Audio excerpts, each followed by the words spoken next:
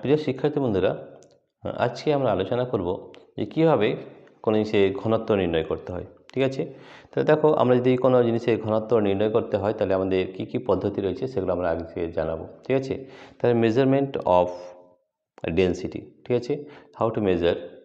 তাহলে আমরা লিখলাম যে আমাদের ঘনত্ব কিভাবে নির্ণয় করতে হয়। ঠিক আছে, তাহলে কোনো বস্তুর ঘনত্ব নির্ণয় কীভাবে করতে হয়। কোনো বস্তুর ঘনত্ব নির্ণয়। তা দেখো, কোনো বস্তুর যদি ঘনত্ব নির্ণয় করতে হয় তাহলে আমাদের দুটো জিনিস জানতে হবে। প্রথম হচ্ছে আমাদের সূত্র কিন্তু জানতে হবে যে ঘনত্বের সূত্র কী হয়। সবথেকে আগে আমাদের মনে রাখতে হবে যে ঘনত্ব বা ডেনসিটি, আমরা ইংরেজিতে এটাকে ডেনসিটি বলি। আমরা আগেও বলেছিলাম যে কোনো বাংলা শব্দের সঙ্গে কিন্তু ইংরেজি শব্দ কিন্তু শেখার প্রয়োজন রয়েছে। ঘনত্বকে বলা হয় ডেনসিটি। ঠিক আছে, কী বলা হয়? ডেনসিটি। তাহলে ডেনসিটি বা ঘনত্ব ইকুয়াল টু কী হয়? ঘনত্ব সমান হয়, এই সূত্রটা আগে জানতে হবে। ঘনত্ব সমান হয় ভর ভাজিত আয়তন। ভর ভাজিত আয়তন, এটি হচ্ছে আমাদের, ঠিক আছে, ভর ভাজিত আয়তন। ঠিক আছে, তাহলে ঘনত্বের একক কী হবে? আমাদের দুটো পদ্ধতি একক বের করা হয়, একটা হচ্ছে সিজিএস পদ্ধতি এবং হচ্ছে এসআই পদ্ধতি। তাহলে সবথেকে সিজিএস পদ্ধতি আমাদের ঘনত্ব বা ডেনসিটি। তাহলে ঠিক আছে, আমরা ডেনসিটি বা ঘনত্ব এটা লিখে থাকি। ইংরেজিতে লিখে আমরা লিখে দেখি যে ডেনসিটি মানে হচ্ছে ঘনত্ব। ডেনসিটি, যেটাকে আমরা বাংলায় ঘনত্ব বলি, ঘনত্ব সমান ভর মানে হচ্ছে মাস ইংরেজিতে বলা হয়, বাংলায় বলা হয় ভর। বাংলায় কী বলা হয়? ভর বলা হয়, ভর। ঠিক আছে, ভাজিত আয়তন ইংরেজিতে বলে ভলিউম। কী বলে? ভলিউম বা আয়তন। মাস বাই ভলিউম বা আয়তন। ভলিউম বা আয়তন। ঠিক আছে, তাহলে আমাদের এই ঘনত্ব বের করার জন্য আমাদের দুটো জিনিস বের করতে হচ্ছে, একটা হচ্ছে ভর আর হচ্ছে আয়তন। তাহলে দেখো, আমরা আগের দিনে দেখেছিলাম যে কিভাবে আমরা ভিডিওতে দেখেছিলাম কীভাবে আয়তন নির্ণয় করা যায়। কি করা হয় আমাদের আগেও দেখেছিলাম যে আমাদের কী করা হয়, একটা মেজারিং সিলিন্ডার নিয়েছিলাম। আরেকবার দেখে নিই, কী বলে দিচ্ছি। মেজারিং সিলিন্ডার নেওয়া হয় এবং এখানে জল দিয়ে দেওয়া হয়। ঠিক আছে, তাহলে এই যে জলের পরিমাপ আমরা প্রথমেই নিয়ে নেব।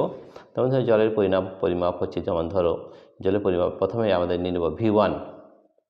প্রথমে জলের পরিমাপটা নিয়ে নিতে হবে। কত নেই, এখানে আমাদের দাগ কাটা আছে, তাহলে ধরে নাও আমাদের এটাও বার হয়েছে 45। ঠিক আছে, সিসি বা কিউবিক সেন্টিমিটার। ঠিক আছে, এটা কিউবিক সেন্টিমিটার হয় কিংবা 45 মিলিমিটার, একই জিনিস।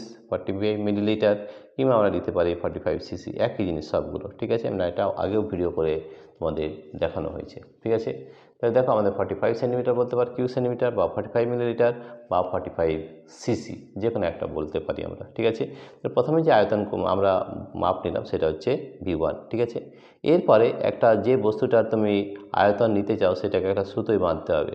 ঠিক আছে, সুতোয় বেঁধে এটা আমরা জলের মধ্যে প্রবেশ করাবো। তো যখনই জলের মধ্যে প্রবেশ করাবো, এই কোনো একটা পাথর বা যে কোনো একটা জিনিসকে জলের মধ্যে প্রবেশ করালে কী হয়, জলের লেভেল কিন্তু ওপর দিকে বেড়ে যায়। ধরো এই জলের লেভেল বেড়ে গেল। ঠিক আছে, এখানে তোমার রয়েছে পাথর, এটা সুতো দিয়ে কোনো জিনিসের সঙ্গে বাঁধা আছে। ঠিক আছে, সুতো দিয়ে। ঠিক আছে, তো দেখো এই কতটা জল বাড়বে, এই যতটা জায়গা নিচ্ছে জলের মধ্যে ততটা জল কিন্তু উপর দিকে বেড়ে যাবে। ধরে নাও এটার মান হচ্ছে V2। ঠিক আছে, V2 ধরে নাও আমাদের পেলাম 50 cubic centimetre is equal to 45 millilitre, 50 millilitre is equal to 50 CC. আমরা এটা সবগুলো কিন্তু সমান, কিউবিক সেন্টিমিটার যা হয় সিসি তাই হয় এবং মিলিলিটার কিন্তু তাই একই হয়। ঠিক আছে, তো সবথেকে প্রথমে আমরা আয়তনটা বের করে নেব। কী করে আয়তন বার করব? তো আয়তন বের করার নিয়ম হচ্ছে ভলিউম ইজ ইকুয়াল টু হবে V2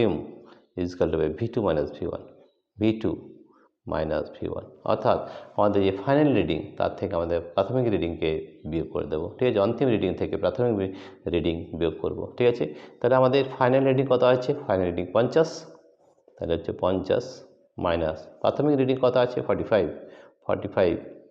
কিউবিক সেন্টিমিটার। তাহলে আমাদের 50 মাইনাস 45 অর্থাৎ 5 কিউবিক সেন্টিমিটার আয়তন আমরা পেয়ে গেলাম। ঠিক আছে, এটা আমরা আয়তন পেলাম কীভাবে? মেজারিং সিলিন্ডার দিয়ে আমরা আয়তন পেয়ে গেলাম। ঠিক আছে, এটা with the help of measuring cylinder, যা আমরা মাপনী চোঙ যেটা বলি, মেজারিং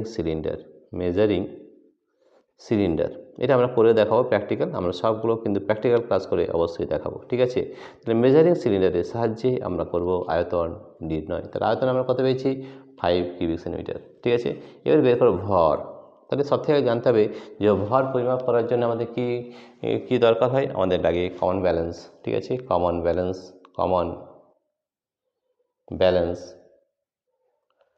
ব্যালেন্স এটাকে আমরা বলি সাধারণ তুলা যন্ত্র। তাহলে দেখো সাধারণ তুলা যন্ত্রের ভিডিও কিন্তু দেওয়া রয়েছে, কিভাবে পরিমাপ করতে হয় সেটা কিন্তু আমরা বলে রেখেছি, ঠিক আছে। কিভাবে পরিমাপ করতে হয়, ঠিক আছে। ধরে নাও